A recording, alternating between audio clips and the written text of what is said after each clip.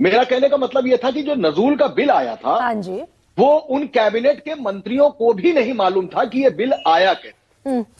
जब वो बिल विधानसभा में पेश होने जा रहा था, तब एकदम से उस पर बवाल हुआ, दिल्ली तक बात गई और नजूल का बिल वो वापस लेना पड़ा। मैं आपको सरकार के अब मंत्रालय की बात, अब दूसरी बात पे आ जाइए। योगी वन गवर्नमेंट पे अगर आप आ जाएंगी तो करीबन 150 ऐसे विधायक थे योगी वन गवर्नमेंट के, जो अपनी ही सरकार के खिलाफ विधानसभा के बेल में धरने पर।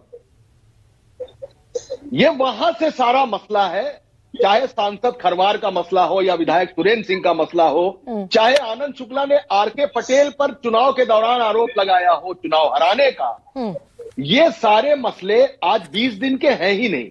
अगर आप गौर करिए तो लोकसभा का जो चुनाव सामने आया है 2024 का, Anupriya Patel was the first जिसने आरक्षण का मुद्दा उठाना शुरू कर दिया। चिट्ठी लिखी थी बाकायदा योगी आदित्यनाथ बिल्कुल कि भाई नॉट फाउंड सुटेबल कहते हैं और खारिज कर देते हैं लगातार।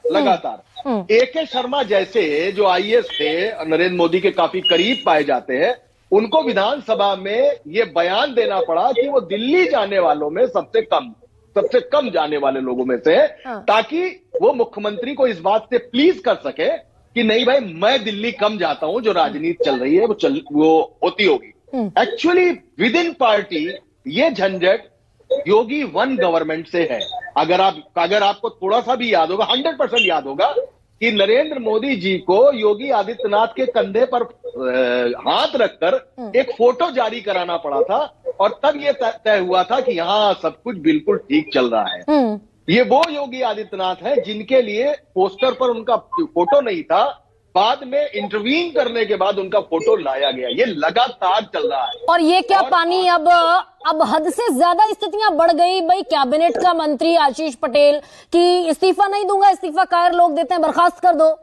जितनी चाबी भरी राम ने उतना चले खिलौना। ये किसको सीधे सीधे टारगेट पर लिया जा रहा है? मुख्यमंत्री को।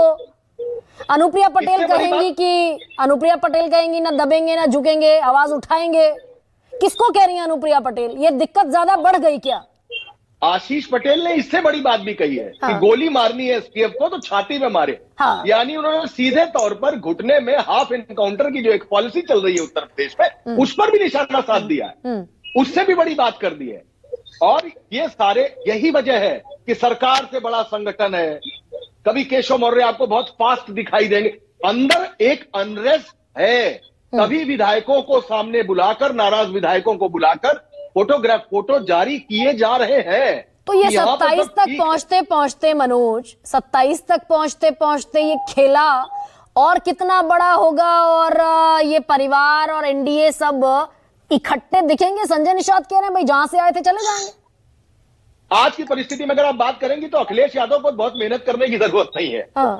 भाजपा की अपनी ही स्थिति इतनी बेहतर है कि अगर यही सब कुछ रहा, दिल्ली और उत्तर प्रदेश की जो लड़ाई है, मैं थोड़ा और स्पष्ट कर दूं, योगी आदित्यनाथ और अमित शाह के बीच का जो झंझट एक लंबे अरसे से चला आ रहा है, खासकर योगी वन के मिड से जो झंझट चला आ रहा है, वहां से ये झंझट अभी तक बरकरार है। और ये झंझट कभी 19, कभी 20, कभी 16, कभी माचा, लेकिन संगठन और सरकार के बीच में ये झंझट खत्म होने का नाम नहीं ले रहा है। और उसी का प्यादा बनके एक नहीं एक दर्जन विधायक है जो लगातार कुछ ना कुछ कह रहे हैं। किसी की एफआईआर नहीं हो रही है, किसी की सुनवाई नहीं हो रही है। संजय निषाद क्या कह रहे हैं? संजय निषाद की सीधी सी बात है कि संजय निषाद लगातार टाइम मांग रहे हैं, उनको टाइम नहीं मिल रहा है। कोई पुलिस वाला सुनता नहीं है, कोई डीएम किसी की सुनवाई नहीं करता। हरीश द्विवेदी जैसा 2 बार का सांसद अपने ही कमिश्नर के खिलाफ बस्ती में उस पर धरने पर बैठेगा कि मेरे काम नहीं हो रहे। तो इसका मतलब साफ तौर पर है कि अनरेस्ट तो अंदर है। संगठन बनाम सरकार की ये लड़ाई है जो 2027 में बीजेपी का ही नुकसान करेगी, ठीक इसी तरीके जैसे 2024 में लोकसभा चुनाव में नुकसान। तो